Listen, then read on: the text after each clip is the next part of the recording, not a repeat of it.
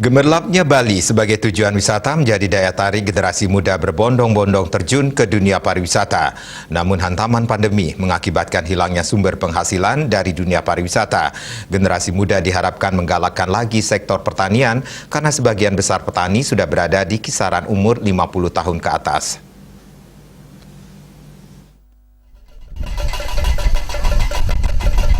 Lesunya sektor pariwisata di masa pandemi mengakibatkan banyaknya masyarakat yang beralih ke sektor pertanian, khususnya generasi muda, dalam turut menjaga eksistensi pertanian ke depan. Petani asal Tabanan, Inyoman Kote berharap agar lahan subak tidak lagi tersentuh oleh perumahan karena terus tergerus oleh alih fungsi lahan. Untuk itu, ia mengajak petani milenial untuk tertarik menggarap sawah agar bisa terus produktif. Untuk subak Mang Doja tetap lestari dan ajak, tidak tersentuh dengan perumahan atau alih-alih fungsi tergerus, yang mengajak generasi muda ke depan. Mari kita bertani, samping itu juga untuk menambah penghasilan tambahan sebagai petani milenial.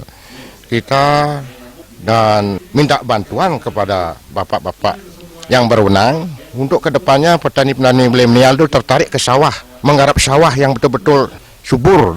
Dalam upaya menekan laju COVID-19, masyarakat diharapkan tetap disiplin menerapkan protokol kesehatan 3M, memakai masker, mencuci tangan, menjaga jarak, sehingga Bali dan Indonesia cepat terbebas dari COVID-19.